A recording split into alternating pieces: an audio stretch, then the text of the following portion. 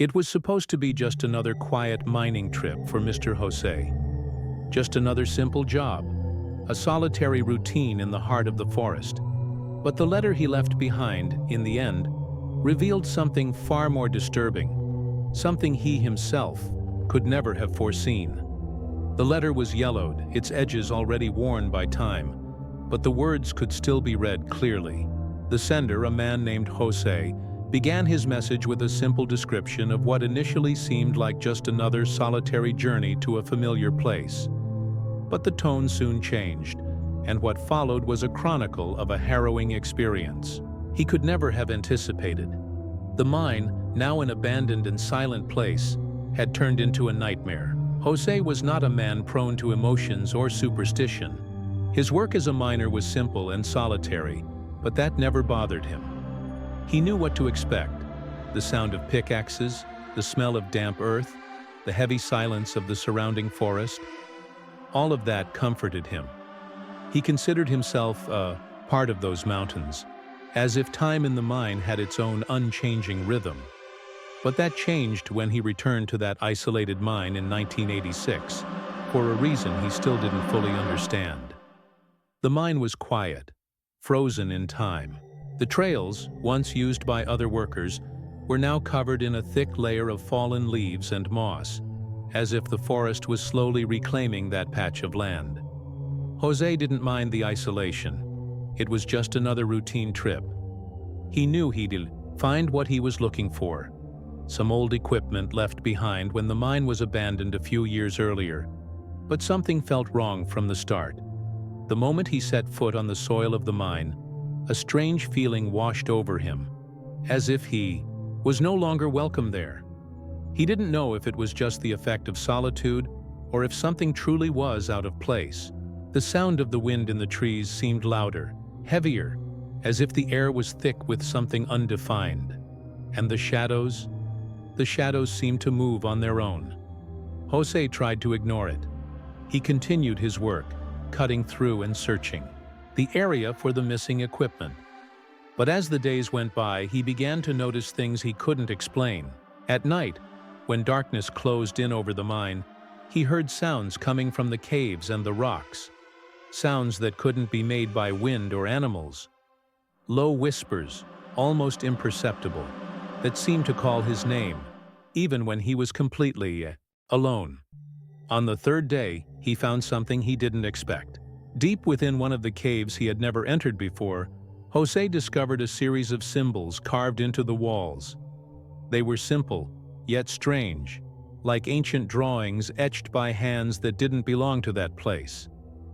A feeling of disgust crept over him, but he couldn't look away, as if he were being forced to understand something greater. When he touched one of the markings, the air around him changed. The sound of the trees disappeared, and a deep cold sank into his skin.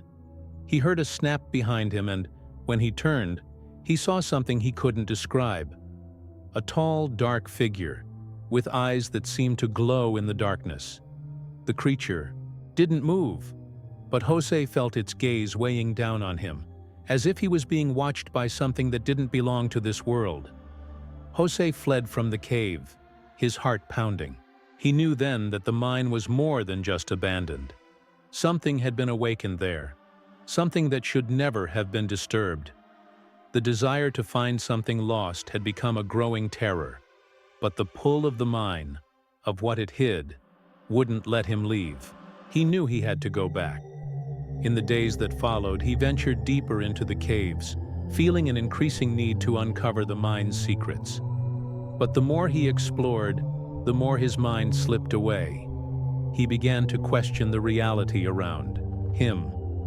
Time seemed to pass erratically, and the days blurred into nights. The shadows stretched and shrank in strange ways, as if they were alive. And the voices, they followed him, always closer, whispering secrets of a forgotten past. It was on the final night that he realized he was truly alone, in a way he had never experienced before.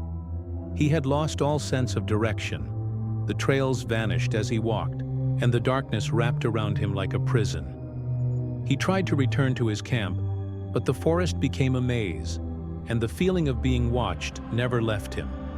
And then he found what he had been searching for, or what he felt he had been searching for. An old wooden box, buried beneath a layer of dirt and dry leaves. When he opened it, he found something that looked like an ancient amulet, but something about it made him hesitate. The dark metal seemed to pulse with a strange energy, as if it were alive. In that moment, José understood what had happened. He had awakened something that should have remained buried. Human greed, the search for treasures and hidden secrets, had unleashed a supernatural force that now hunted him.